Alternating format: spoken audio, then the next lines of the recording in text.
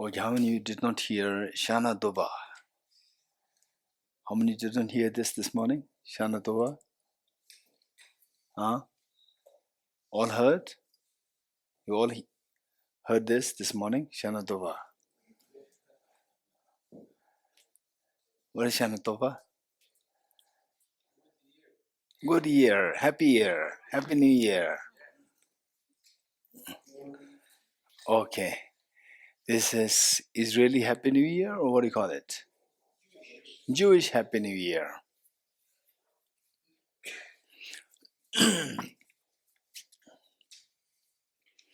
Okay. Page 4. I go for refuge and am enlightened to the Buddha, the Dharma, and the Sangha. By my accumulations of practice of giving and so forth, may I become a Buddha to benefit all sentient beings. I go for refuge and am enlightened to the Buddha, the Dharma, and the Sangha. By my accumulations of practice of giving and so forth, may I become a Buddha to benefit all sentient beings. I go for refuge and am enlightened to the Buddha, the Dharma, and the Sangha. By my accumulations of practice of giving and so forth, may I become a Buddha to benefit all sentient beings. Sanye Jodo Soge Chonam La Chancho Pardo Dane Gyapso Che Dage Jinso Kebe Sonam Ge Dola Benjer Rubarai Sho Sanye Jodo Soge Chonam La Chancho Pardo Dane Gyapso Che Dage Jinso Kebe Sonam Ge Dola Benjer Sanye Rubarai Sho Sanye Joda Soge Jonam La Chancho Pardo Dane Gyapso Che Dage Jinso Kebe Sonam Ge Dola Benjer Sanye Rubarai Sho Om Ye Dharma Hetu Preva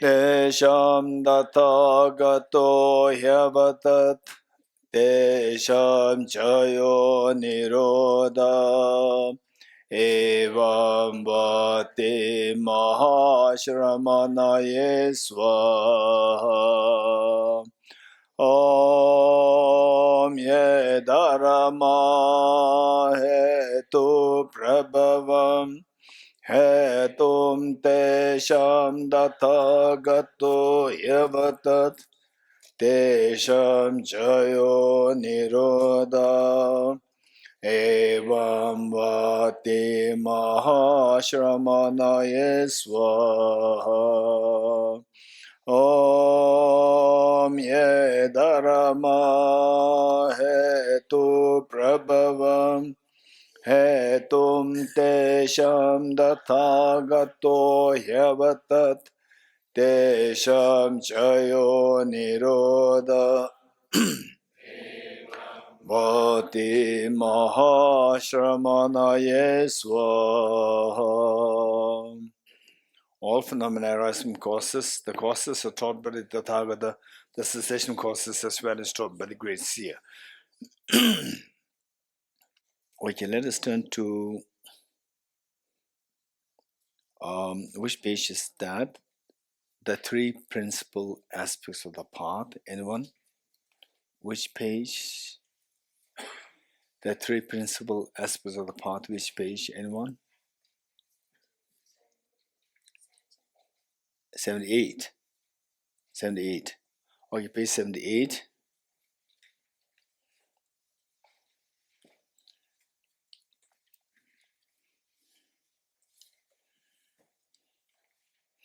Okay, I'm going to quickly explain the background of this short text, just 14 verses.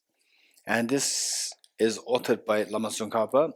Here, the author, the statue of Lama Tsongkhapa is here right in front of us. And he was a 14th century, a great enlightened master whose compositions are extremely succinct and so powerful and so crystal clear and in-depth. And Nanda Master's course. Okay, by the way, we have Ajat Dalvamladi and Laurent and Jennifer there, and the Lauren, Jennifer, if you are here for a whole day, then we have 8 groups. The Joshua, you have any idea where to put 2 of them? They are from NMC. In Simran's group, so the Laurent and Jennifer, no, you stay there and do the group discussion at the 10:30 to 11:30. We have a group discussion. So because that the 2 of them, they are from NMC, there'll be a great asset.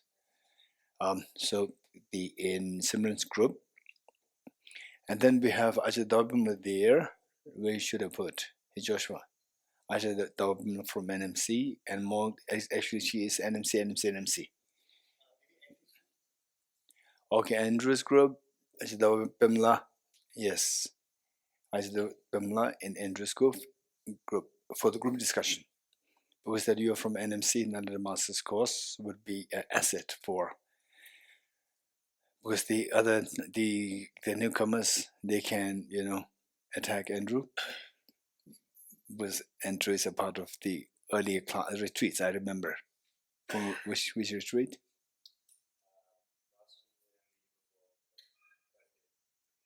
Here, so the Ajla Pamela will be with Andrew. What question? Okay, let's not confuse the two things. Okay, so okay, so 3 principal aspects of the path is a little bit of a digression about the group discussions. So we have 2 of them with you, and Ajit Alpana with the Andrew. I'm going to give you the background of this, because there are many materials to cover. Okay, we'll discuss. We will discuss later. Yes. Okay, it's a long story. 2 of us, what he's saying is a long story. So better not hear these things. No, I'm telling others. Yeah. Okay, good. So basically what we learned the last 2-3 days is that what we learned is you've learned many things, and this text will solidify, will give up the overall picture, very comprehensive picture of what we have studied thus far, and of course still more to go. So what we learned is that today's the 3rd day or 2nd day? 4th day. How many more days we have?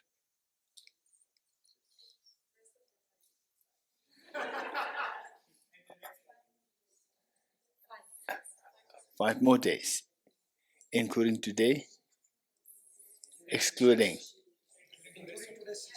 Okay, including today we have 6 days. Okay, good. So from there, what we learned is that finally our job is what? Finally, what is the job? Whether you want to come to retreat, no retreat, nightclubs, or no nightclubs, or gadgets all the time, or doing some meaningful things, helping others, or selfish, whatever, what are we looking to achieve? Anyone? To awaken the hidden treasure within us. So before awaken the hidden treasure within us, in the street, people in the street, they will say, what does mean by that, right? So what everybody's trying to do, anyone?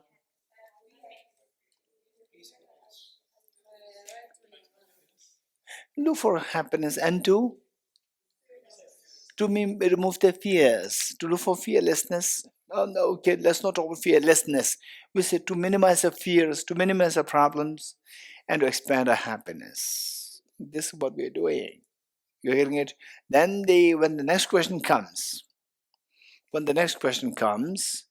is it possible that we say only if somebody asks you?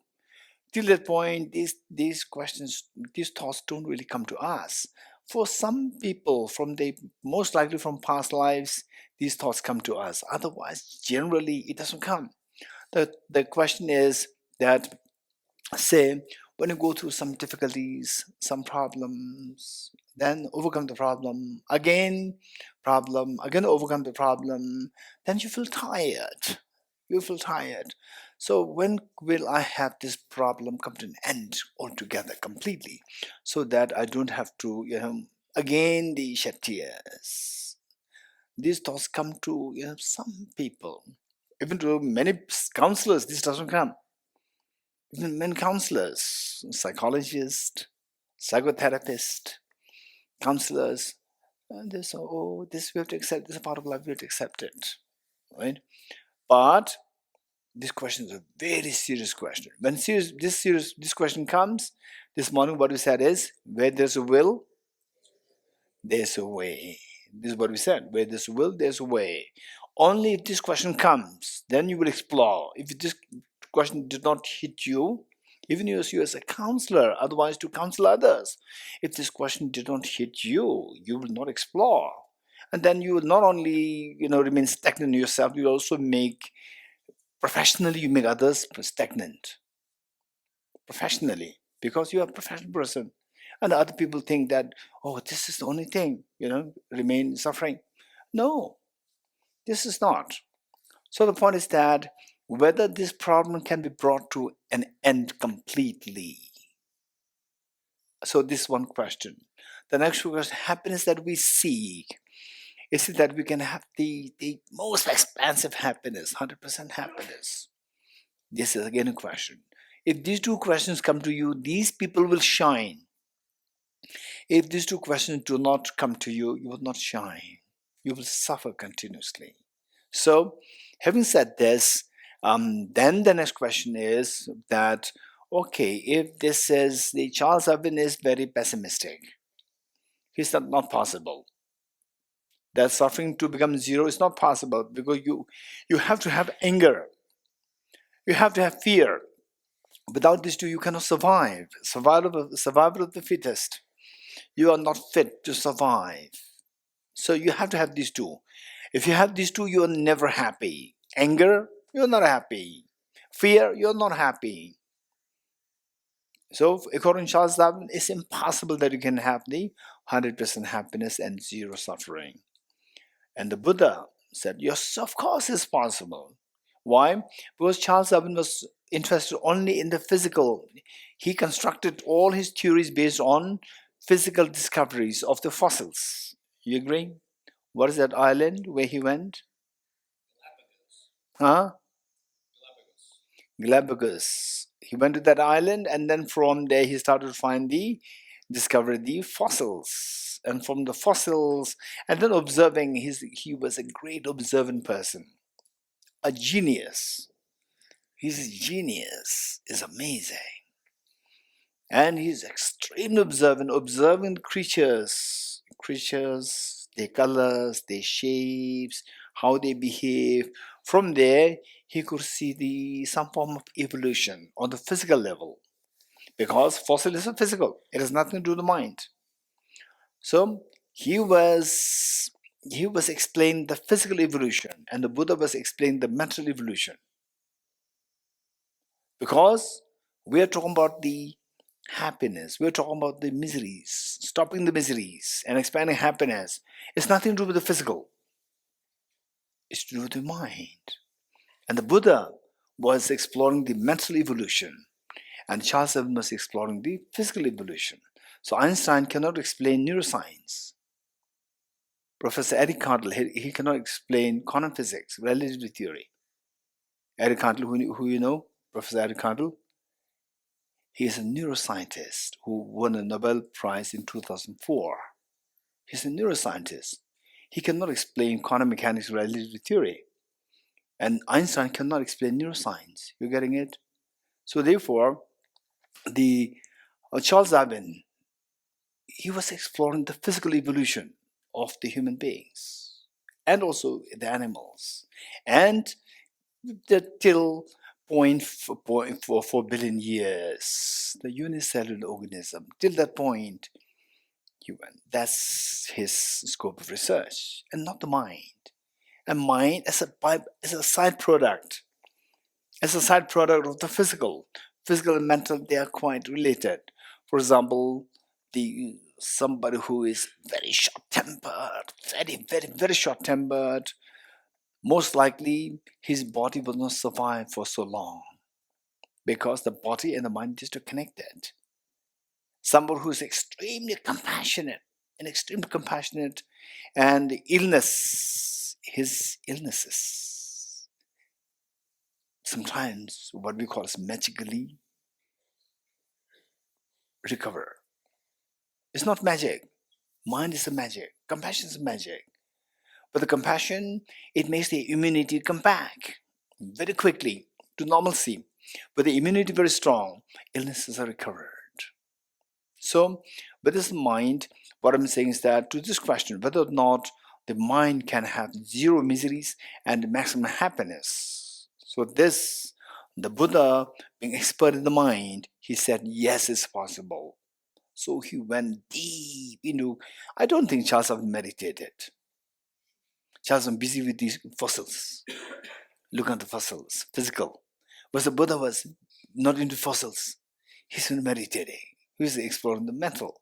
So he has the legitimacy to talk about the mind. And that, not that, okay, Buddha said, so they believe in it. No, this is not approach. This should not be approach. Even though he's expert in that, and he teaches us, he encourages us not to follow blindly. This is very important.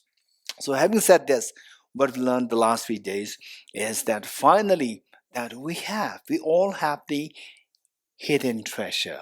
We all have the hidden treasure. Hidden treasure known as Buddha nature. Buddha, that's in Buddhism, awakening. Your hidden treasure can be awakened. So how do I awaken that? Hey, tell me, how do I awaken that? How to awaken that? Yes, Phil. Remove the mental obscurations, because that is like a diamond. Diamond hidden in the mud. Hidden in what? Garbage or mud. So you remove the garbage, remove the mud from the diamond. How do you do that? How to remove the garbage? How to remove yes, Sharon. With wisdom of yes, the wisdom of emptiness. With the wisdom of emptiness. Okay. With the wisdom of emptiness. Very good. Don't forget it. This is the only way. If you want to become a Nobel laureate in physics, studying physics is the only way. Yes, no. Reciting Buddha mantra will not help. Reciting Buddha mantra 100,000 times or like lifelong reciting Buddha mantra, oh, manu manu ma manu so manu manu ma, it will not make you Nobel laureate in physics. How many agree with me? Raise hands. No room for blind faith. If you want to become Nobel laureate in physics, study physics. Study physics. This is the only way. This is the only way. If you want to get rid of the miseries, and the miseries rooted in ignorance, to remove the ignorance, wisdom is the only way. Yes, no. It's the only way. For example, if it is dark, you want to read book. I want to read book. It's already dark. So the darkness hampers you from reading book. The only way is don't recite Buddha, please remove the darkness. Light a candle. Light a torch. This is the only way. Yes, no. Reciting Buddha mantra will not help. And Buddha did not tell you, oh, I will give you light, right? Pray to me. He did not say that. And if you pray to Buddha, please remove the darkness. If he's sitting next to you, he'll be very upset. What a stupid follower. Whereas if you light a candle, he'll be very happy. This is a smart person. Now, if I teach wisdom to this person will understand it. Yes, Sharon? Buddha will say, Sharon, if I teach wisdom to this girl, she will understand it. Okay, so the wisdom is the one, number one, wisdom. Now, this wisdom is like a very sharp axe to cut the very extremely effective axe to cut the poisonous, huge poisonous tree which has been growing for years, thousands of years. So what decides? This axe will cut, or what decides? Huh? Motivation is required. Enthusiasm is required. What's your name again? You will. Okay. So, as you will said, we require enthusiasm to cut it. And some people, what they do is they come and pick up the eggs. They don't look at the tree also. They look at they just like this and keep it, and you go, I'll have a cup of tea. Right? And again, you hit it once or twice, right? And look at the edge. No, nothing. It's very sharp. Still, just look at the edge, and then keep it down, and you start chatting. And oh, now it's time for lunch. So it never gets cut. You getting it? Okay. So therefore, it requires a very strong motivation. As you will said, motivation. What motivation? Saying the motivation primarily there are two motivations, and there can be more motivation also, but primarily two. One is that how the biography of the Buddha, which we explained earlier, motivated by altruism to benefit the sentient beings. You getting it? We read it. Which page? You have seen this? Page 5? Okay. Yes, Shubham, read it loud. The one who has transformed into the reliable guide, motivated by altruism to benefit sentient beings, the teacher, Sugata, and protector, you I make frustration. So motivation plays very important. Motivation to help yourself. Motivation to help all the beings too. You getting it? So for the time being, most of us, if I say motivation to help yourself, you will agree. Motivation to help all other beings, some people agree, some people ask why? Why others? If I take care of others, then who will take care of me? This is oftentimes a question that comes. But whereas some people, since childhood, naturally they're gifted with compassion. Motivation to help others. Oh, it makes sense. Motivation to help yourself is very selfish. But many of us is like to help others. Why? Help myself? Okay, that's acceptable. You're getting it? Okay. But the reality is that we need both. Motivation to help yourself and motivation to help others. So those people who I would say motivation to help others, if this is who you are, one thing is just check how genuine are you. How genuine are you? Because some people they tell me that, oh, help others, help others, help others, and then finally when they come across a situation where they are in a difficult situation themselves, nobody is coming to help, then they quit the Dharma, saying that I thought the world, humanity is good, and now I help so much. I help, and finally, when I'm in a problem, I sought the help from this person, no, that person, no, my father, no, my brother, no, my neighbor, no. Nobody said, nobody comes. Okay, now enough. So this is where the ground is missing. When the ground is there, no matter what is happening, your compassion will not give up. You will never compromise with the compassion. So therefore, the ground should be there. What is the ground? The ground is the reality that we are born with. What is the reality? There's some degree of selfishness within us. For some people, more degree of selfishness. For some people, less degree of selfishness is there. And how do I know that? That everybody has some degree of selfishness. Everybody doesn't mean the Buddhas, Bodhisattvas. I'm the ordinary people like us. How do we know that?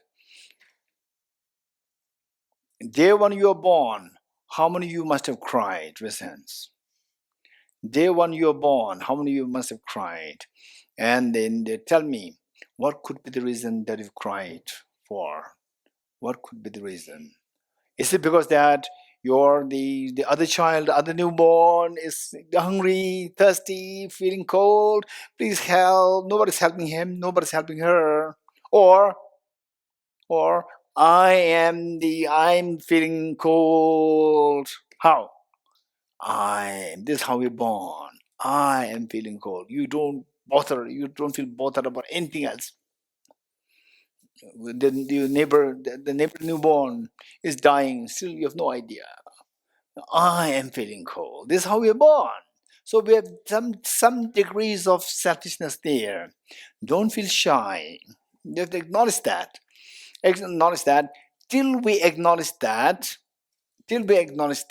whatever dharma that we do can be very superficial, and at times it may turn out for you to give up the dharma completely.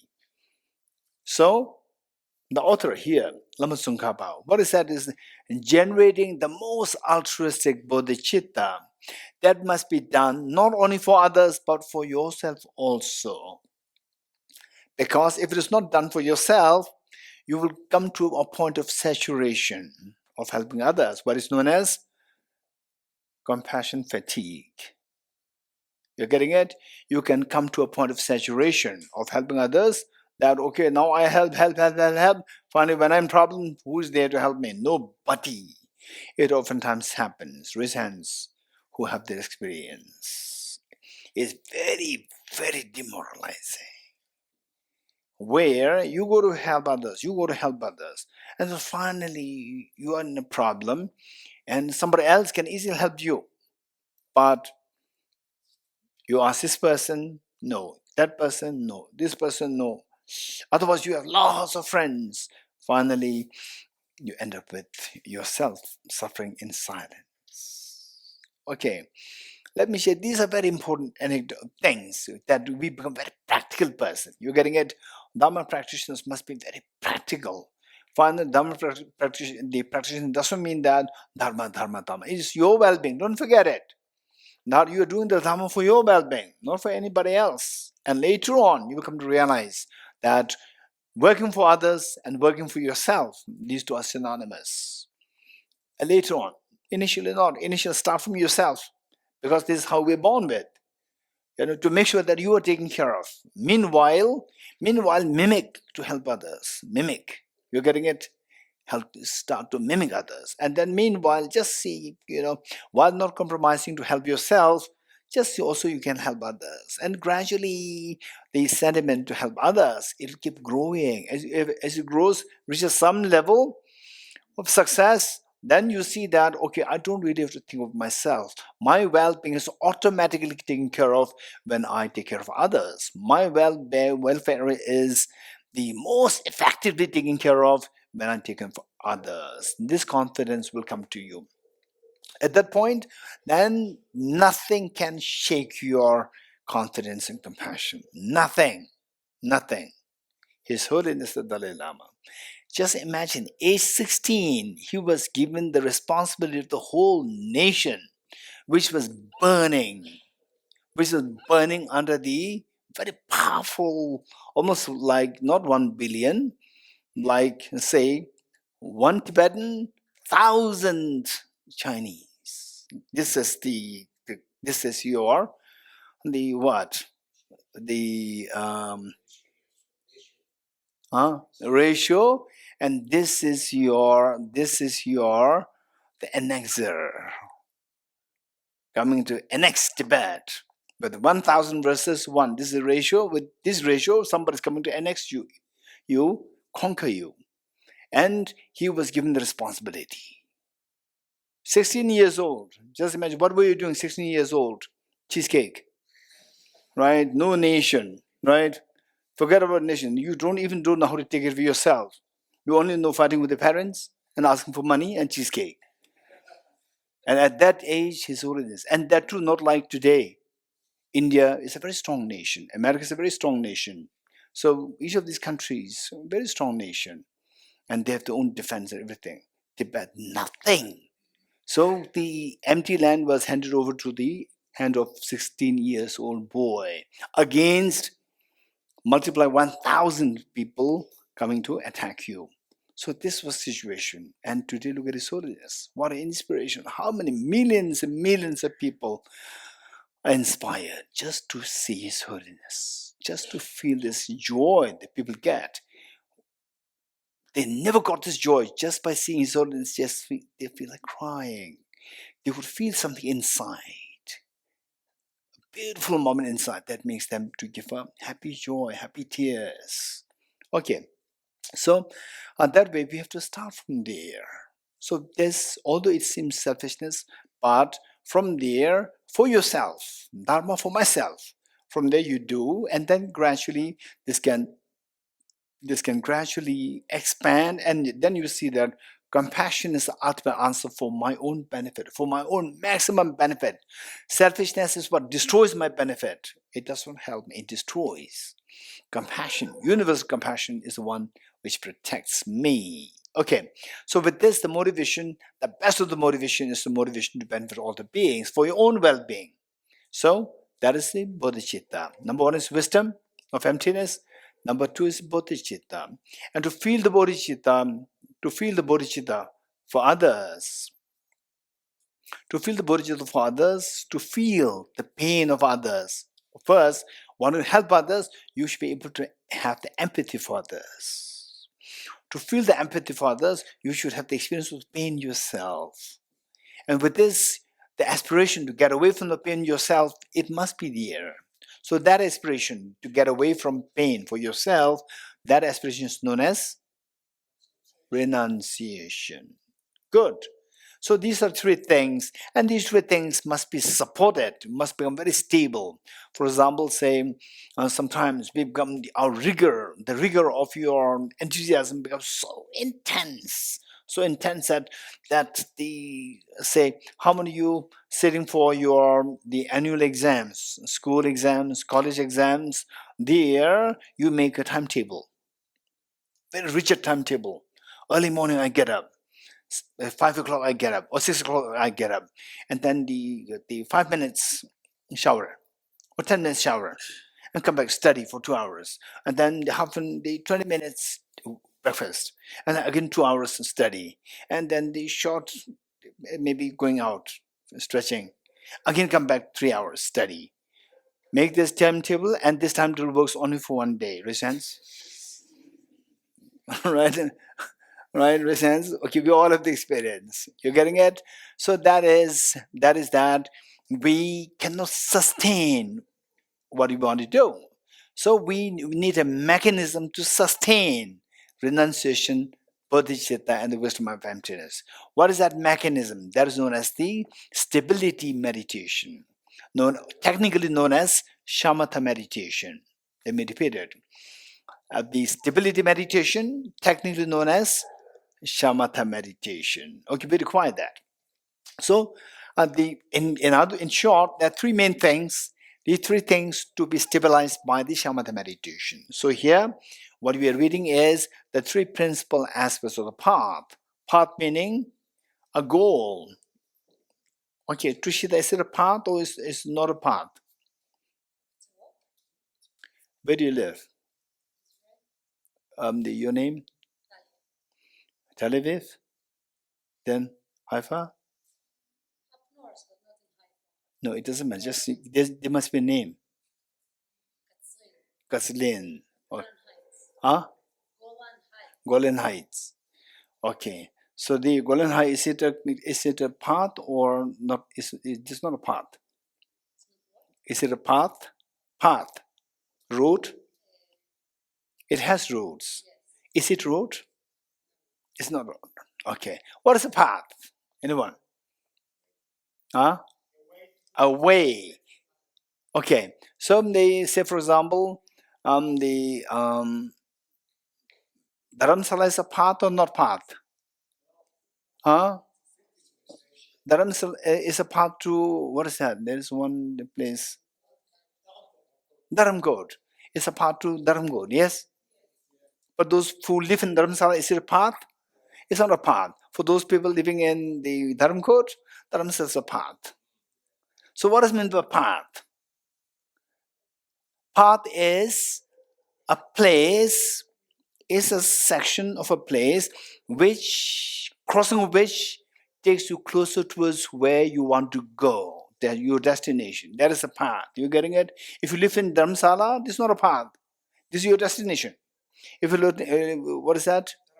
Dharamkot, right? I've been in, so we're saying Dharam for so many years, since my childhood. Now my memory fades away because I was away from Dharamkot for many years. So those people in Dharamkot, Dharamshala is a path, Meghalorganj is a path. Because this is not the destination. They have to cross this to make them closer to their destination. So likewise, what is the path to enlightenment? Whatever you do, it takes you closer to enlightenment. That is the path. So these three things you do practice, this will take you closer and closer towards your desired goal. What is your goal? Wow, enlightenment. Yes, enlightenment, or in a secular context, a secular context, nirvana. Wow, that's amazing. So this group is, I said, this group is a very special group. So you go out. Oh, I'm going to give you a secular talk. Our job is to attain nirvana. Right? People say, what is nirvana? This is Buddhistic. It's not secular. You're getting it? So tell me something in secular context. The same concept in secular context.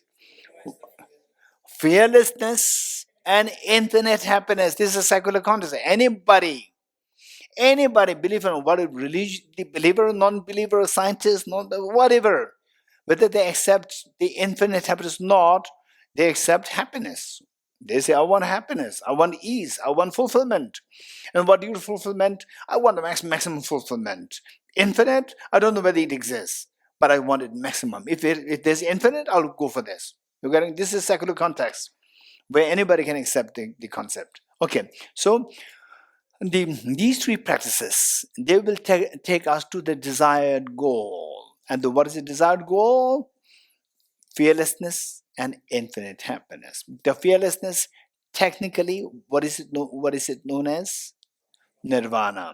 And infinite happiness, technically, it is known as Buddhahood, as simple as that. So, therefore, I tell people that, in fact, the Buddha, now, from all these many years of my being in the Buddha's teachings, I come to know that Buddha just came to teach how to be happy. That's it.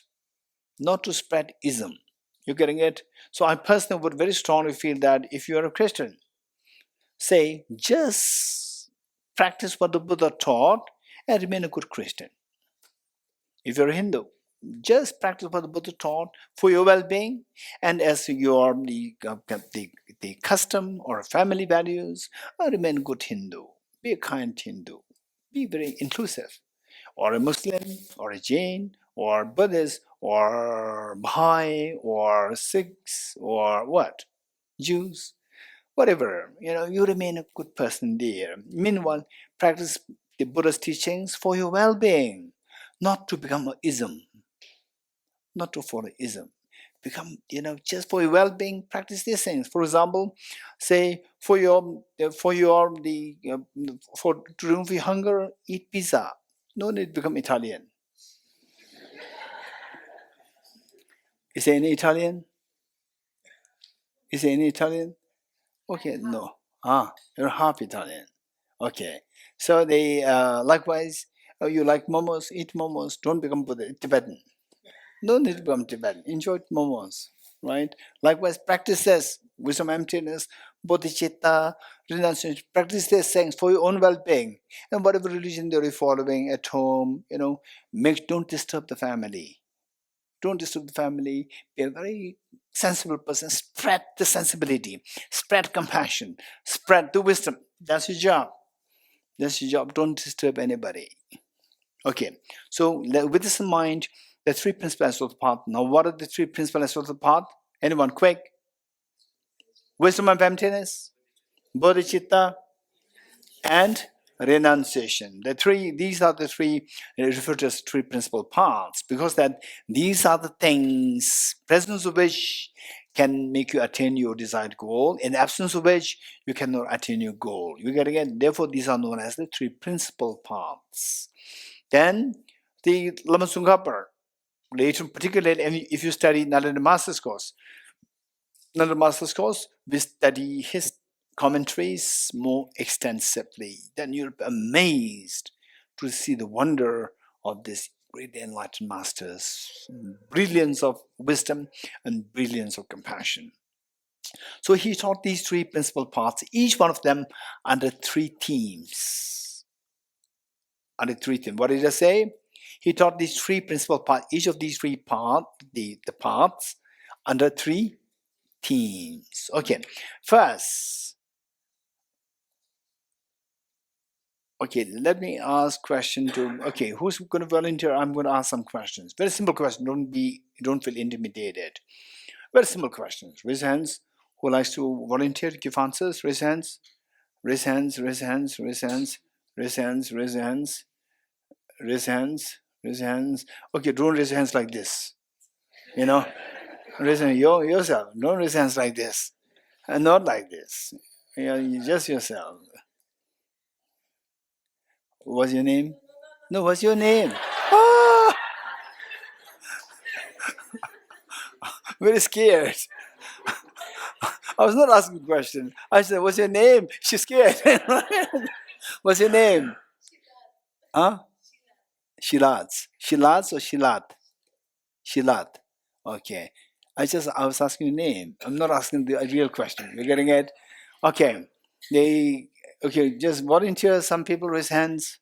Raise hands. Raise hands. Raise hands. Raise hands. Raise hands. Raise hands. Okay, I'll ask this girl. What's your name? Liba. Okay, my question to you is that you don't know me. You're getting it, then I give you some instruction. And feel free to answer in whatever you like, right? There's no right or wrong answer. My question is that, hey, and you have no idea about renunciation, bodhicitta, wisdom. You have no idea, right? Suddenly you came to Tushita, and so you met somebody and tells you, hey, what's your name? Shiba. Liba. Hey, Liba, you have to practice wisdom of emptiness. What will you say? Huh?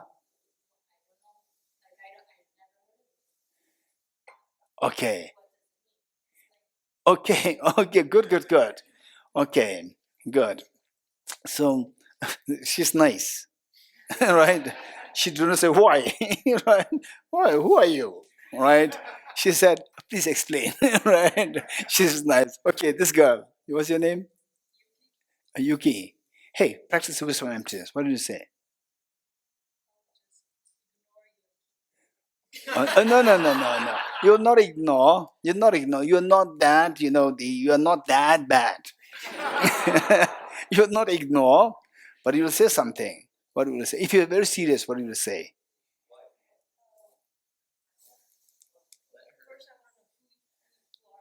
Okay, yes. Who are you to tell me all these things? Who are you? Okay, who else? Raise hands. Oh, the gentleman over there. Wow, that's amazing. How to practice, right? How to practice. Okay.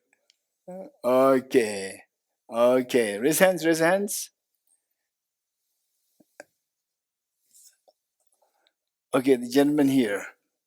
Yes. Oh, what's the benefit? Why should I do it? Yes. Wow, that's amazing, right? Very sympathetic. So he's not. She saw somebody else saying, "Why? Who are you?" Right? She saw that and she came to help me. Said, "What is emptiness?" Right? So whereas this gentleman over there, what's your name? Your name? Vincent. So Vincent said, "Okay, tell me, why should I practice it? Why should I practice it?" Right? Which means what's the benefit? Then I explained the benefit. You're getting it? Okay. How did it? So say, don't ignore. If you ignore, you may be ignoring a gem. Yuki. You may ignore a gem. Don't ignore, right? Be courageous. The person may fool you. So therefore you're trying to ignore. Person can be a gem. Don't ignore. So you protect yourself. At the same time, make sure that you don't ignore a gem. If it is a gem. We never know. Or it can be a fraud. We never know. So protect yourself. Plus, don't reject everything. Right? So the best thing would be to say, instead of what is emptiness, person may give you 10 hours lecture. You getting it? So the best things, what's the benefit? It is just tell me in 5 minutes. The maximum 5 minutes, tell me what's the benefit? Why should I practice it? Then explain it. If I go and keep lecturing, right, then you say bye-bye. Right? Or if the person gives a sensible reason, if within 2-3 minutes, wow, this is amazing. Right, Yuki? This is amazing. Then what will you ask next? The first thing is that I said, you should, hey, you girl, you have to practice with some emptiness. Then you just, why? Then I explain. Then you're very happy. Wow, this is very beneficial. What will be the next question? Oh, how do I practice it? How do I practice? Number one is why. Number two is how. You're getting it? Then explain how. Explain how. Right?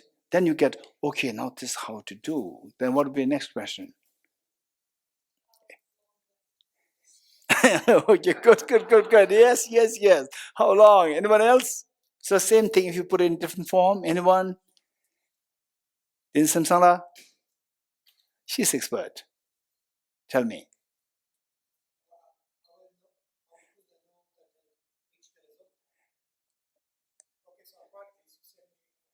Okay, say you said that you practice with some emptiness, and you also told me how to do that, and how long should I do that? How long should I do it? In other words, how do I know that I have gained expertise in this? How do I know that I have now accomplished the wisdom of emptiness? So how many questions are there? How many sensible questions are there? 3 sensible questions. Don't ignore. You're getting it? Don't ignore the gem. Don't ignore the gem, but also protect yourself, right? Protect yourself, plus don't ignore the gem.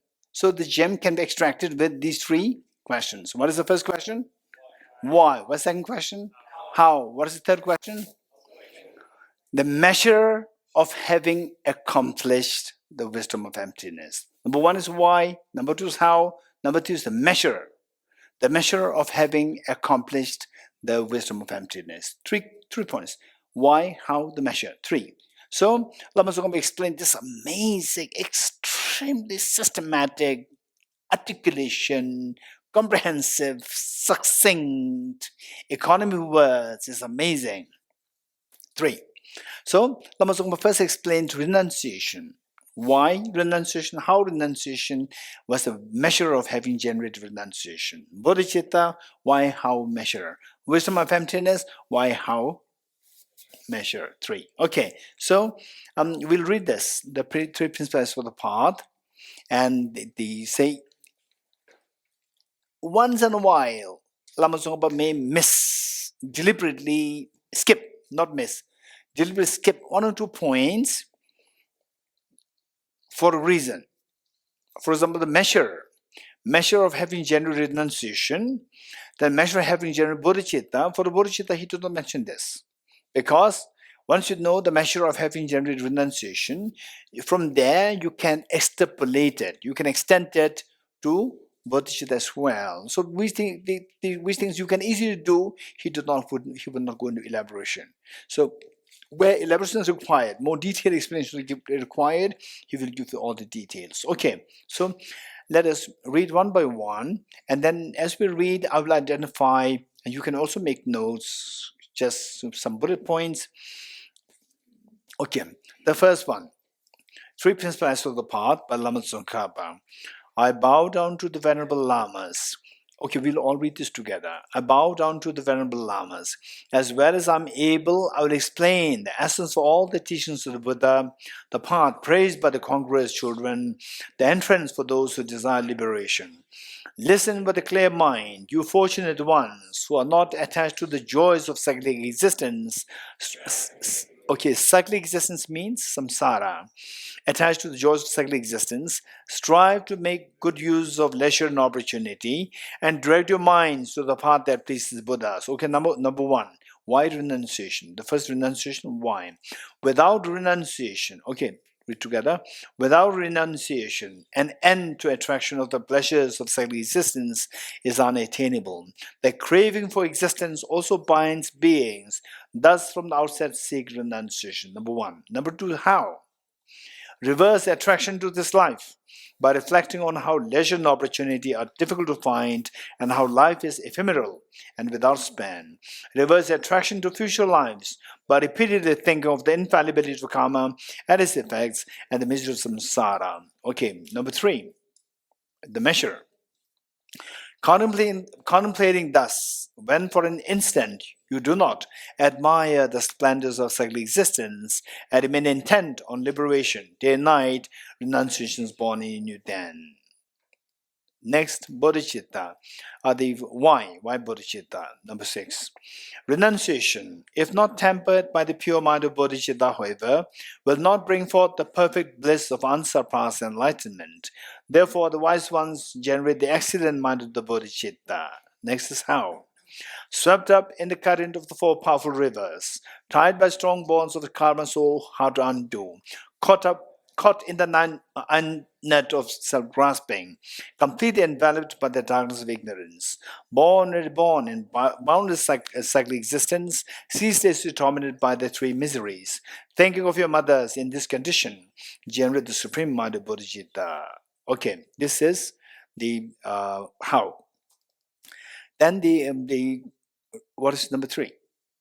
The measure. Measure is not explained here because the way the measure is explained in renunciation, you have to extend it here. For renunciation, what is say? Days and night, if you generate the desire to get out of samsara, that is the measure of having generated renunciation. Likewise, days and night, if you want to generate bodhicitta for the benefit of sentient beings, that is the mark. That's the measure of having generated bodhicitta. So this you bring it from renunciation. Okay. Number 9. This is the wisdom of emptiness. Why? Why should I practice wisdom of emptiness? Number 9. Although you train in renunciation and the mind of bodhicitta, without wisdom that realizes ultimate reality, you cannot cut the root of cyclic existence. Therefore, strive to understand dependent arising. Okay, now how? Next, how to cultivate wisdom of emptiness. Number 10. One who sees the infallible cause and effect of all phenomena in samsara and nirvana and destroys all focus of apprehension has entered the path which pleases the Buddhas. Appearances are infallible, dependent arising. Emptiness is understanding that is free of assertions. As long as these two are seen as distinct, you have not yet realized the intent of the Buddhas. When these two realizations are concurrent, where the mere sight of infallible dependent origination concurrent destroys all modes of grasping through its definite discernment, at that time the analysis of the profound ways is perfected. Number 12 is the measure. Number 12 is the measure of having generated both the wisdom and emptiness. Okay, next. Furthermore, now add it. Furthermore, appearances refute the extreme of existence. Emptiness refutes the extreme of non-existence. When you understand that emptiness arises in the form of cause and effect, you are not captivated by view of extremes. Okay, now the final word, His Holiness the Dalai Lama, when giving this teaching, I remember that his one says that it says, "Oh my child," this is what Lama Tsongkhapa is saying. So, how this teaching came into being was that Lama Tsongkhapa came all the way from Amdo area of Tibet, what is Eastern Tibet, from there to Central Tibet. At the age of 16, he came to the 16 years, came to sent by his teacher to Tibet, Central Tibet to learn more. And then he started shine in Central Tibet, and from there he never went back to his the own place. And because that, he could give incredible great service in Central Tibet, through Central Tibet, to all over Tibet, and to Mongolia, and to all the Himalayan, the range.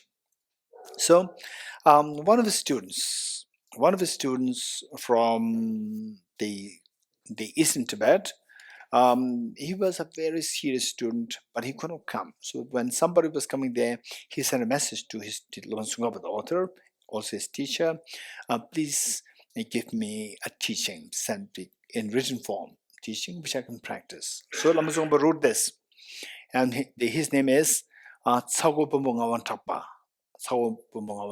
He was a very, very, very genuine student, Lama Tsongkhapa. Then finally, it ended with this verse: "O my child, once you have thus realized the points of the 3 principal paths, then what should we be doing?" This advice given, and then His Holiness during his teaching says that whenever you read this composition, with the last verse, when it reads, "O my child, O my child, once you've just realized," aja dabemla, kyonangiwe, lamsum, imatabu kyume, di sitting the tamati, pyoge. Okay, so in Tibetan, this verse says, "Teta lamgu zo damsumki, ne nam jishin rangi tobe se, wemba tende junju tobke ne tengi duma nyudu trishipu." This is the Tibetan version. And the English version. So, tengi duma nyudu trishipu. Pu is the, "Oh my child." So, His Holiness in his teachings would say that if by reciting this, and yes, first of all, you have to have a total study of emptiness, total study of bodhicitta, total study of renunciation. And when you really, really feel a sense of value of these three principal paths, and then reading these, you see that this is a particular relevance and the effect for your practice. Then whenever you read this, "Oh my child," if you could feel that is like Lama Tsongkhapa is addressing you, this would leave an incredibly great karmic connection with Lama Tsongkhapa, but that in future lifetimes you can be born as his student, direct student. Or this is what His Holiness would say. Okay, let's say this last verse 14 together. "O my child, once you have thus realized the points of the three principal paths, seek solitude and cultivate strong determination, and quickly reach the final aspired goal." Okay, so here it says, seek solitude. It doesn't mean that solitude doesn't mean that, okay, now you leave everything and go to Himalaya or go somewhere. This is not the connotation. We should be very practical, and the Buddha's teaching and the Tsongkhapa's teaching, His Holiness teachings, is extremely practical in ways that we should take care of your parents, we should take care of your family members.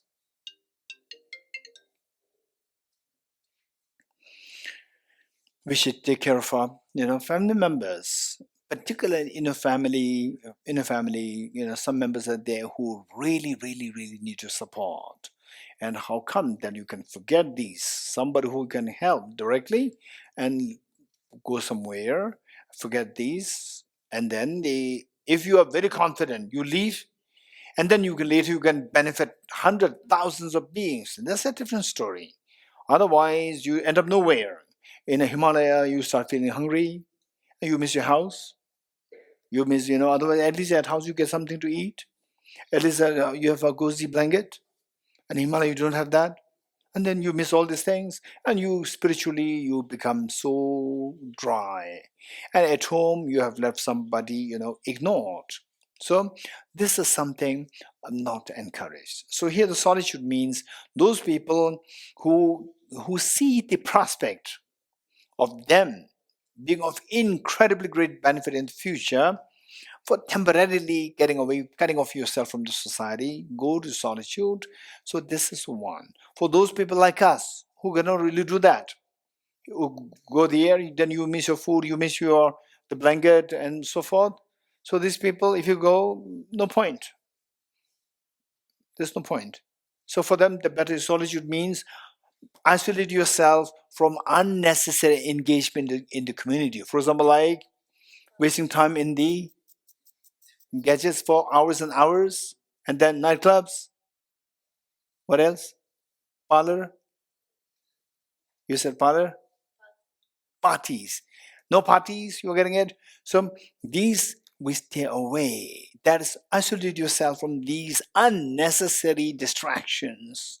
And whatever time that you get, you invest on these three principal paths. This is meaning. Okay. So done. Yesterday, where did we leave? Anyone? Anyone remembers where we left yesterday? Anyone? Okay, the girl over there, what is your name? Prasanata. Second seal. Oh,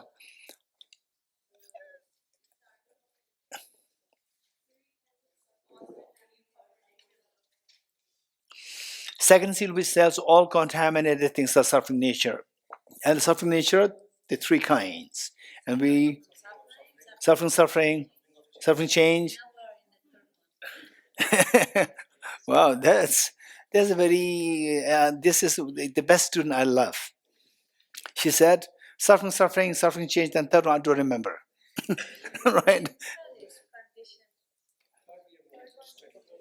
No, we didn't study, but I mentioned the one. I mentioned what it is.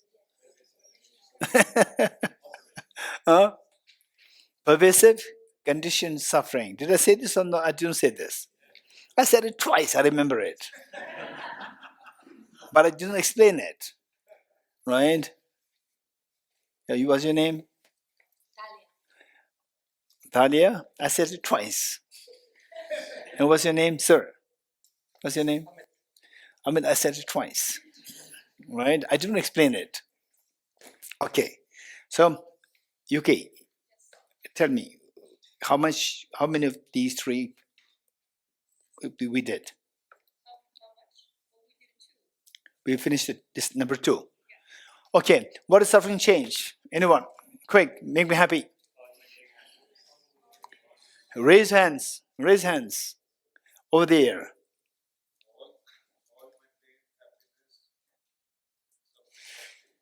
All mundane happiness, suffering change. Okay, very good, thank you. Anyone? So to say all mundane happiness, suffering change, first you have to understand that suffering change, we need to understand how many things? 2 things. What are 2 things? How is the suffering and why we add the qualifier change. Okay, the first, anyone? How do you say that all mundane happiness is suffering? Anyone? Quick.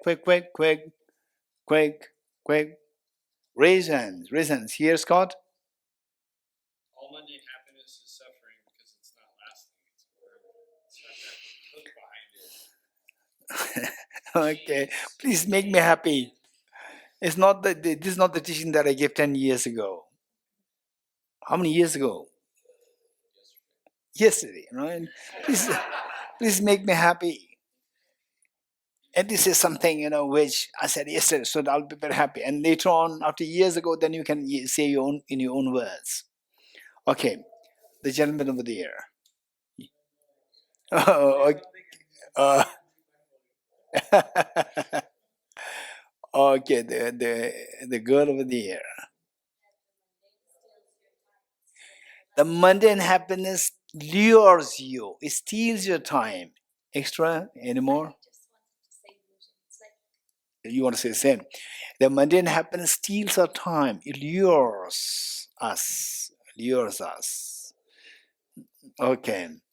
And the say, okay, I'm not going to mention the school or whatever. All the details you will not get. Don't expect that. There was they say school examination happening. Very serious examination happening.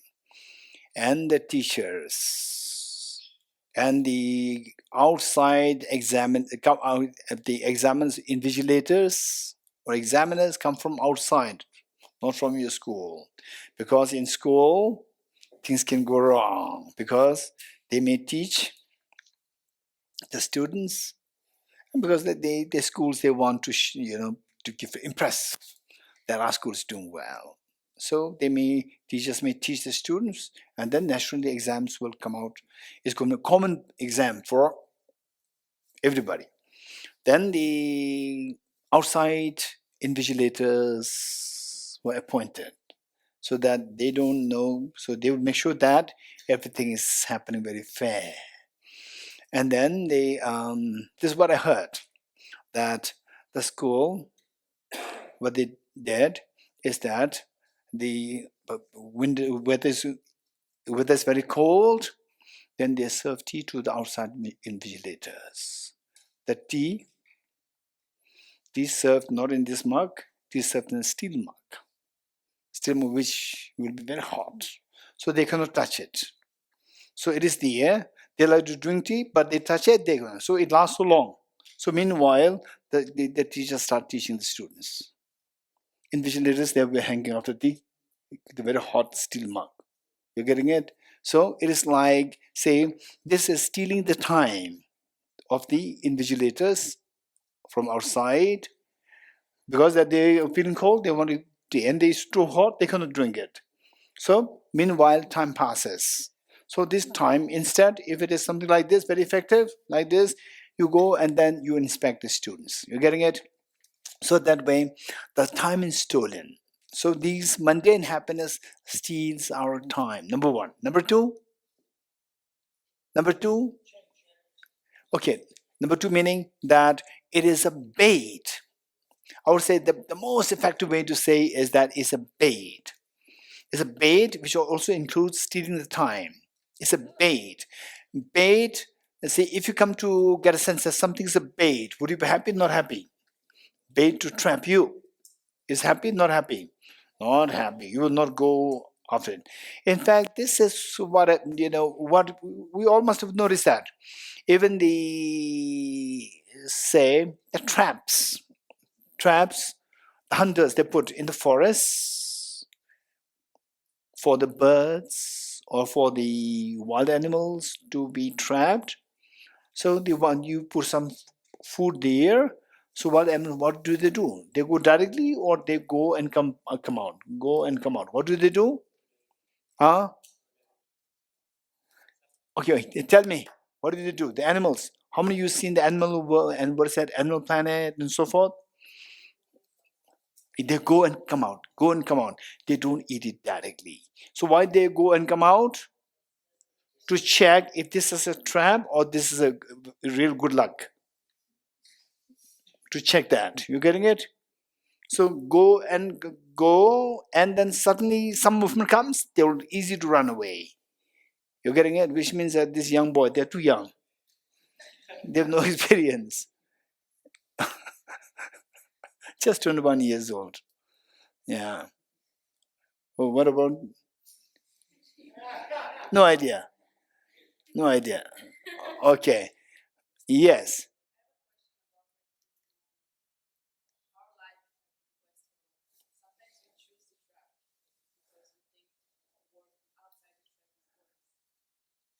Okay, say it again.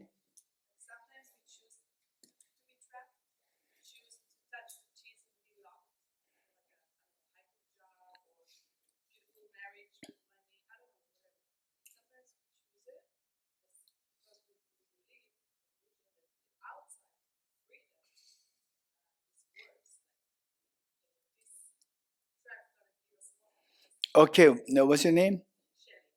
What Sherry is saying, okay, correct me if I'm wrong. What Sherry is saying is that, say, if there are two choices, one is the immediate happiness, glamorous wedding, and so forth, versus something outside of that, that is otherwise the more lasting happiness. And let's say lasting happiness, but for you don't know that. And if somebody says, oh, say this glamorous party and so forth, and something beyond, we should do, of course, what is beyond? I like this. So it is like the rat in the cage with the cheese, eating it like this so fast. So forgot that he is in a cage. You're getting it? Okay. So does it happen or not? It happens. So 99.99% it happens with all of us. With all of us. With all of us. Because there'll be in samsara. Right? It's not some cases, it's many cases. 99.99%. So only 0.00001%, these people are wise. So less number. So those who can see what is beyond. So actually, this was the situation mentioned in a sutra, that there were 100 people going for a picnic along the river bank. 100 people going for a picnic. And out of these, two, the moment they reach the river bank, the two see the pattern of the river is a little different from the normal river. Pattern of the river is slightly different this time from the other days. So two of them sense a danger. Although they came for picnic, the two of them are busy trying to cross the river. And the remaining 98 people, they ask, what are you doing? We came here for a picnic, what are you doing? No, no, no, no, no. This looking at the water, we can see something wrong here. We have to escape. Otherwise, this water can kill us. And the remaining 99 people said, you are spoiling our picnic. If you want to go, if you want to enjoy the okay, don't disturb us. You do whatever you like. And within 1 hour, the two of them escaped. Within 1 hour, there was a huge flood. All the 98 people died. So this is a metaphor that 98% of the 99.99% of the samsaric beings, they are trapped by the suffering of change. 99.99%. That's true. For example, like say, and I was 21 years old, his age, 21 years old. And I was in Institute Buddhist, just down below in the main temple. Attached to main temple is my institute, Institute Buddhist Dialectics. I was just 21 years old. And how many of you know Sara College? Raise hands. Sara College. 1, 2, 3, 4, 5, 6, 7, 8. Okay. Sara College. So Sara College that time, even the Sara people now, only few, 1 or 2 people know how I was involved with the inception of the Sara College. My teacher, school principal, great visionary. Then I was just 21 years old. And Sunday is the only day holiday. And a Friday, most likely Saturday evenings, he would say, Damdul, tomorrow you come with me. Finish my Sunday gone. Where? From Dharamshala, you go to Sara, no Sara College. It was just a barren land. Then my teacher will just conceptualize. So what the Sara College is going to be like. So he would conceptualize the buildings, where the temple, where the main hall, where the kitchen, where the classrooms, where the hostels. He would conceptualize with the stick in his hand and the bare ground. He would just draw something, and I was just 21 years old. My job is to, so whatever my teacher was writing, I have to write it on a piece of paper. Then I take it to IBD here, and then on a huge, and the graph paper. You know graph paper? On a graph paper, then I have to actually sketch the design of the buildings. And I'm not trained. My teacher is very smart that this boy can do it. So my job is just to give the whole design in the graph paper, big. So the building will like this. And then my job is to carry this graph paper to the actual architect. Architect does not even have to come to the spot. He will just look at my design. On that basis, he will draw the professional design on the graph paper. So this architect, he was already 81 years old, 81 or 82 years old, and I was 21 years old. And then he would be kind enough. In those days, no cars, and all these were not there. So I have to walk down. And then by the time I reached there, he's kind enough, he would offer me a tea. He would give me a tea. I would have a tea. Then he would, once in a while, he's already 81. I'm just 21. How many years gap? 60 years gap. And he would say that, okay, and so it's about the money now. We have to pay money to him for him to be the main architect. So it's about that. Then he would share some personal anecdotes. So what he said is that as the man grows older, his attachment become younger.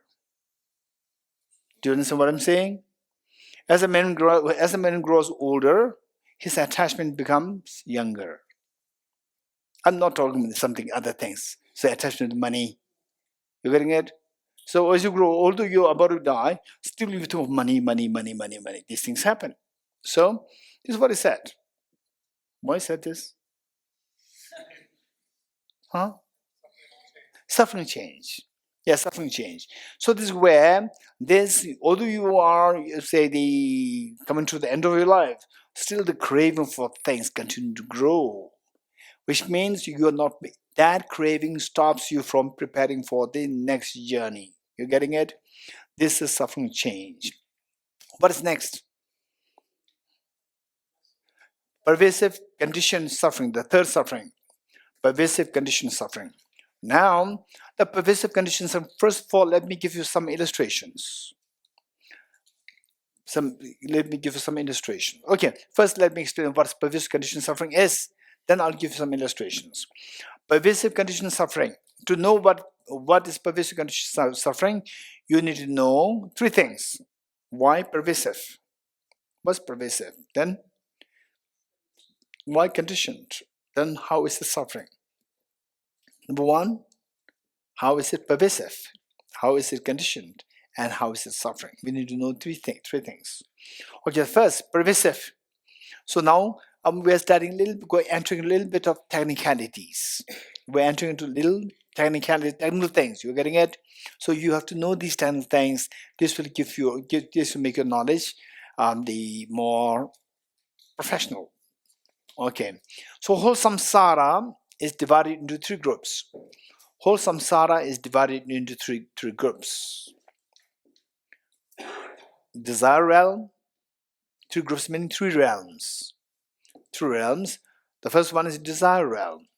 Second one is form realm. Form, F-O-R-M, form.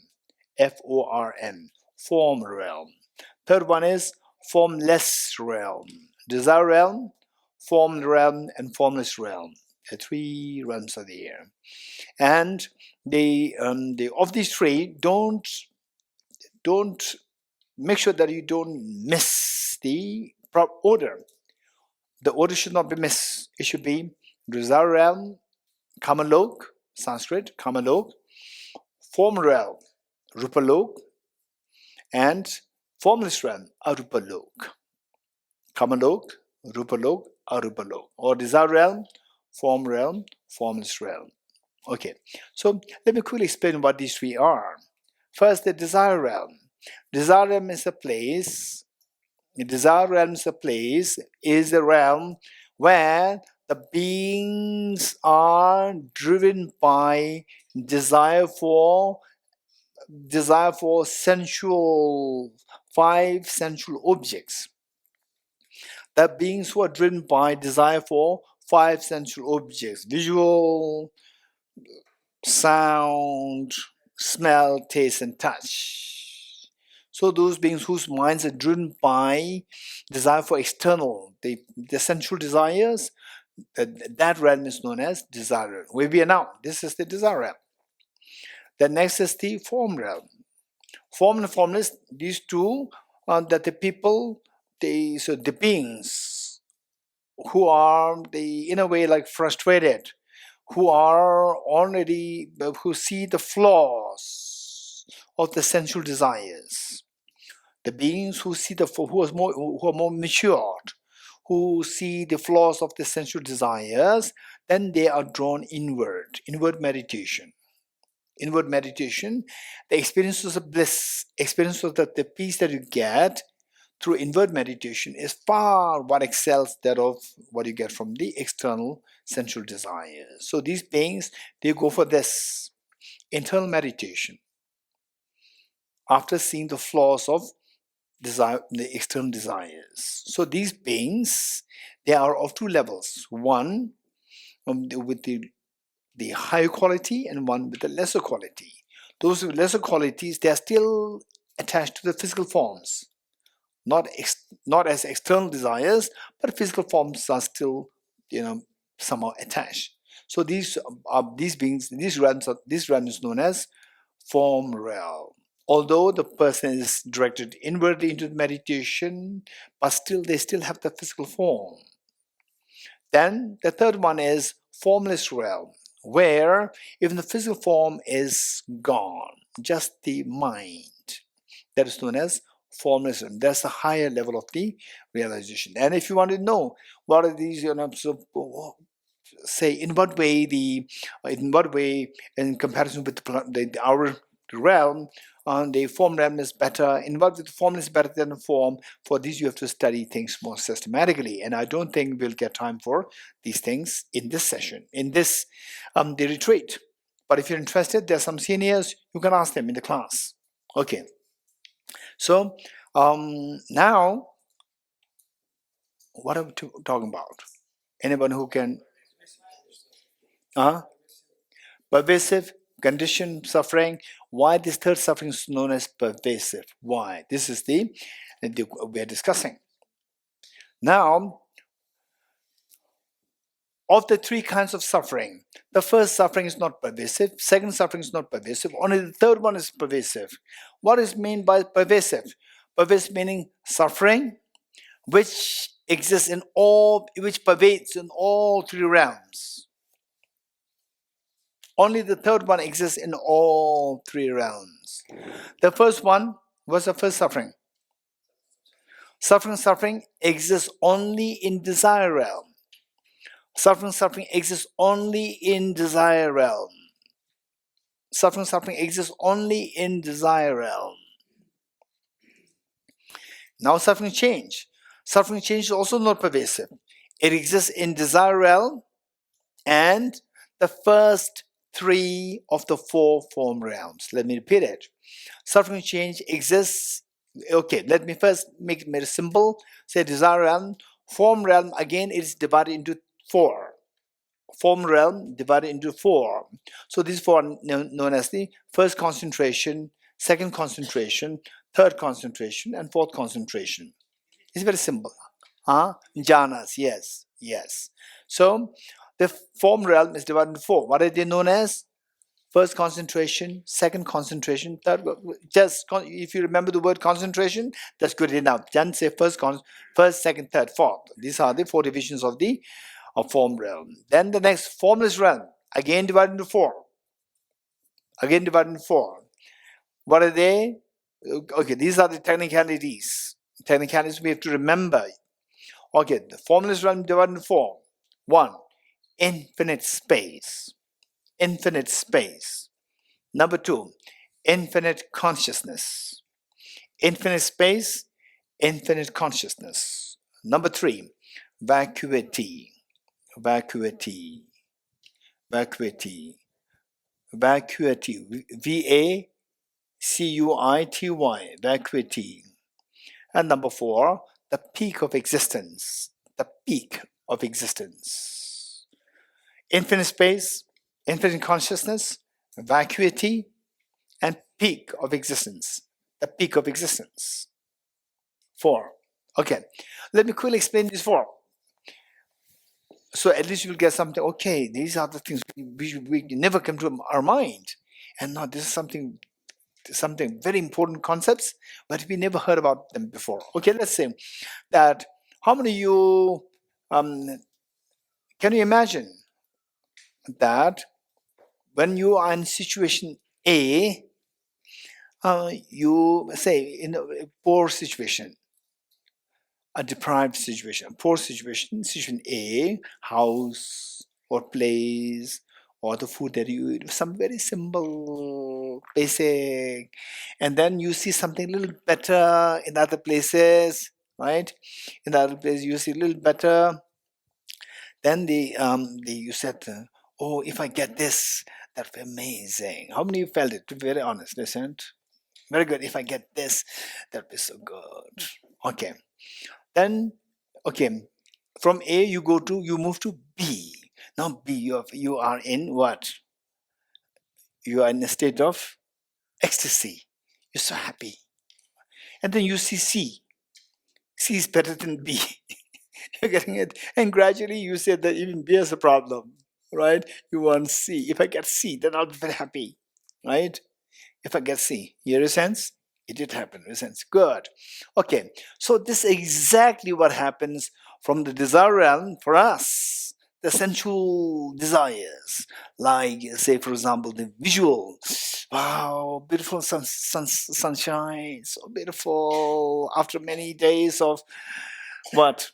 And the shower and the foggy and sudden beautiful sunshine. Look at the sunshine. Look, so beautiful, green. Okay, visual and sound, music. Hey Sharon, what is that? Mozart. Or Mozart? What is that? Mozart. Okay, so music, Mozart, and smell, perfume, right? Perfume and touch. In cold, we crave for heat. In heat, we crave for cold, right? Touch. And I need a soft one. Soft one, yes.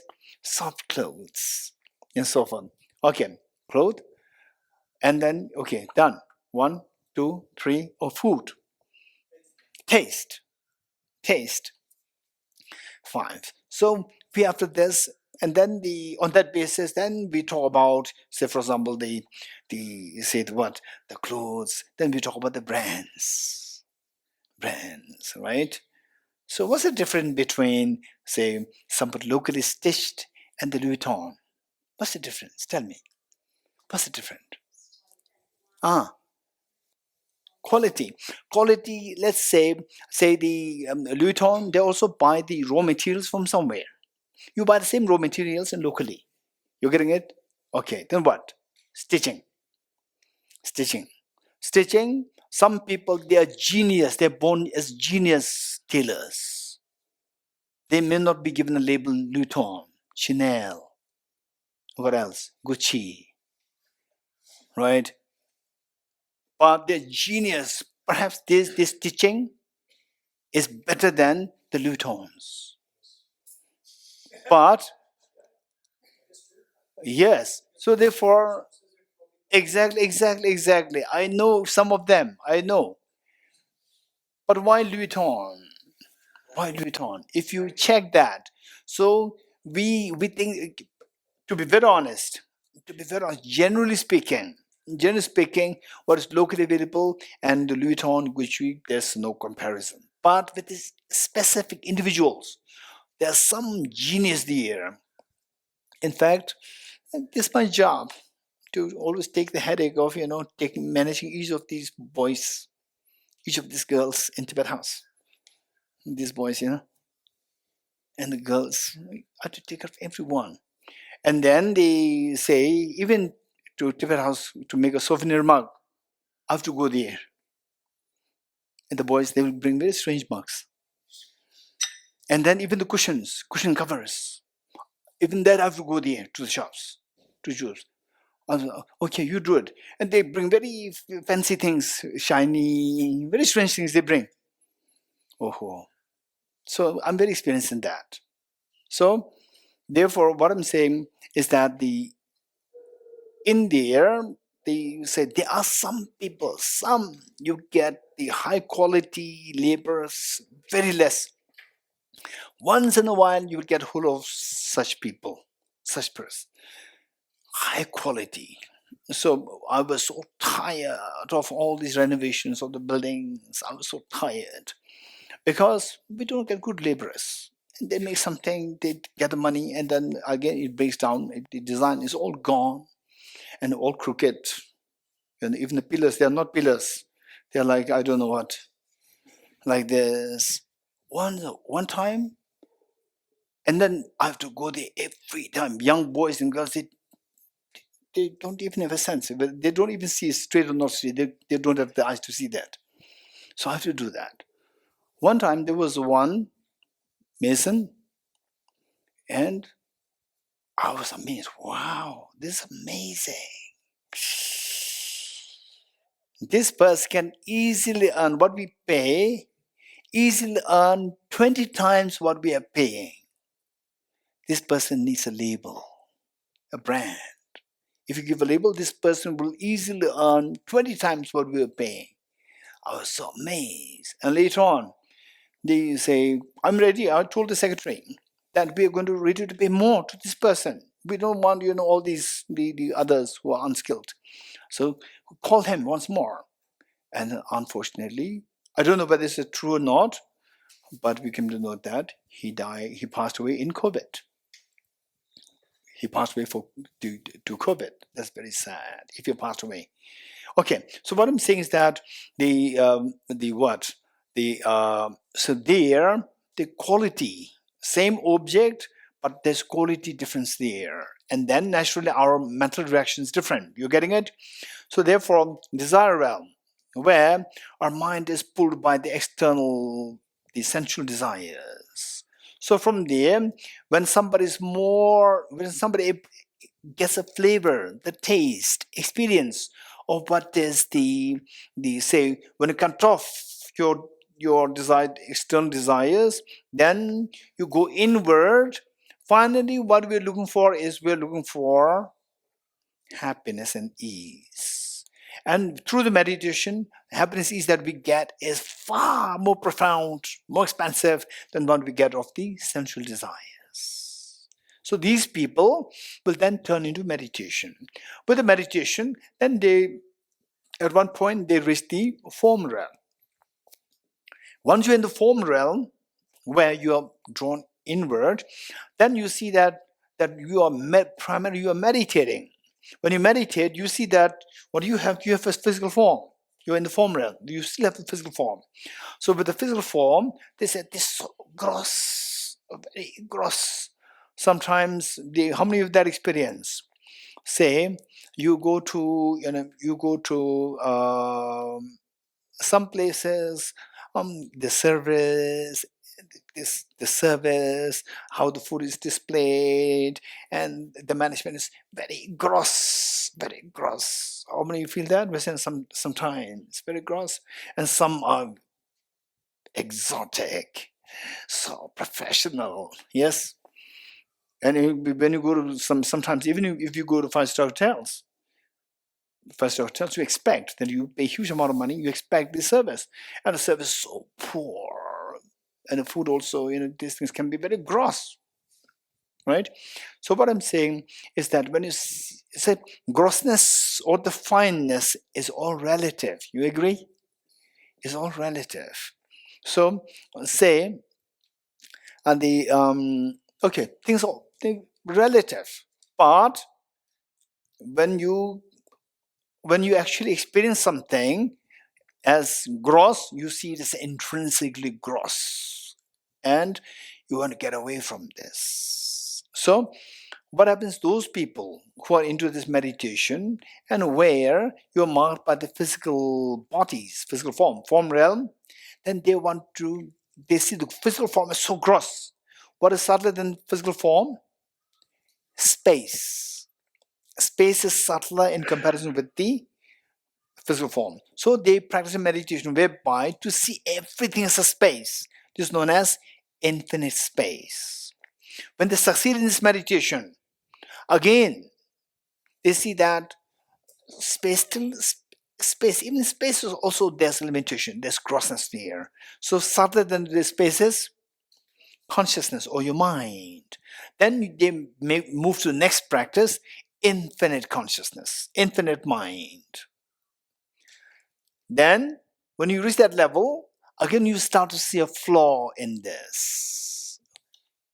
So what is the flaw? Okay, I am meditating and all what I'm seeing is a consciousness. So there's object there and a subject there. And to have object is gross. So they try to delete the object. They drop the object. So the object becomes vacuum, vacuity. You getting it? That's the next phase, the vacuity. So now the mind is subtler. Mind is subtler, at greater peace. Now what is left? What's the problem? Okay, object is not there, but still there's a little problem that this subject, this consciousness is there. This subject is there. Object is dissolved. Object dropped. Now subject also has to be dropped. They try to drop the subject. Can they drop the subject? Cannot, because the mind belongs to which category? The mind belongs to which kind of the impermanence? There are three kinds of impermanence. No. Phil. Hey, what happened, Phil? Huh?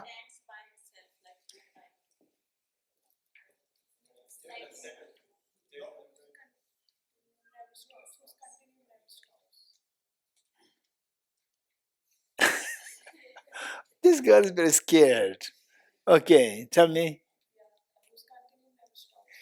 Mind belongs to the category of impermanent phenomena whose continuum never starts. Mind, it just keeps flowing like time. It's going to never. So therefore, no, you cannot stop the mind. You cannot drop the mind.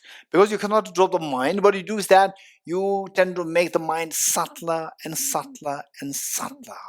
And then you find, because your mind cannot drop the mind at all, for example, which mind is more calm? Say, some people, they're too, say, how many of you, at times, your mind becomes so restless, you get this bad information, that bad information, that emergency, everywhere emergency, your mind becomes almost like the disoriented. Sometimes, raise hands. You couldn't really think, disoriented. Okay. And then somebody who's extremely mature, very kind, compassionate, very sensible person comes to you and sense that you are in a difficult state. So the person calms you down, and the person says, don't worry, I went through the same problem so many times. Don't worry, these things happen. So just ignore this. Come to have a cup of tea in what? Where? Starbucks. You go to Starbucks. Just ignore. All these things happen. You can never stop all these things. They will continue to happen. It happens to kings, queens, prince, and the prime minister, and so forth. It happens everywhere. Just ignore, right? So don't let these disturb you. If I told you want to disturb something, don't let them disturb you. You can disturb others, right? Don't let them disturb you. Gain your own control. Come, have a cup of tea, right? And coffee. In Starbucks, do you get coffee? Tea? In Starbucks, you get tea. Okay, you're not sure. Hey, Starbucks, do you get tea or not? Only coffee. Huh? Okay. Huh? Okay. So a cup of tea. And then gradually what happens? Your mind calms down. And particularly when the person said, I also went through the same thing many times. These things will never stop unless you stop. Unless you learn how to ignore this, these things will never stop. Wow. Then you feel calm. You see a difference in the state of the mind earlier? So disturbed, going haywire, and the next is very calm down. You see the difference? That is known as a difference in the mental state. First one is very gross, and the other one is subtler. Waking state and the sleep state. Sleep state, the mind becomes subtler. Within the sleep, dream state and the deep sleep. Deep sleep is subtler. Sleep state and the dying state. Dying, the mind is subtler. You getting it? Mind can become subtler, can become grosser. Okay, don't forget it. So the mind becomes very subtle. They cannot drop the mind. This is known as the peak of existence. Okay, good. So with this in mind, we are talking about pervasive. So that the same second suffering change exists not as pervasive. It exists in the desire realm and the first three form realm. Suffering change happens where? It exists in desire realm and the first three form realms, and it does not exist in the fourth form realm, and all the formless do not have the suffering change. No suffering is not there, suffering change is not there. Now, the third one, pervasive conditioned suffering, is the one which exists in all three realms. Therefore, it is known as pervasive, number one. What is next? Conditioned. Conditioned meaning, okay, conditioned we will learn later. And number three is suffering. How this is known as suffering. Okay, so the two things I have to explain later. Who's going to remind me? Raise hands. Not later. Not later doesn't mean tomorrow, right? At the end of this session. Oh, okay. Oh, it's all the time up. So maybe next session. Okay, who's going to remind me? Who's going to remind me? Okay, the gentleman over there. What's your name? Babaji. Babaji, and the girl here. What's your name? Prasanna. She's tired of saying Prasanna so many times. I'm sorry. But I never give up. You're getting it? She knows that I never give up. And he knows that I never give up. This is Samla. Do you know that I never give up? You know that? When did you notice that? When did you notice it? From the first retreat. Oh, when was that? 3 years ago. Oh, yeah, I never give up. Right? Giving up is not a solution. Okay, so we'll recite the Buddha Shakyamuni praise. Tagye tuje shaye rizo to shenge mitom dege bonjomba serge lumbo tabo jebe ko shaye yebo kyala cha se lo mone mone Mahamona Yeswaha Om Mone Mone Mahamona Yeswaha Om Mone Mone Mahamona Yeswaha Om Mone Mone Mahamona Yeswaha Om Mone Mone Mahamona Yeswaha Om Mone Mone Mahamona Yeswaha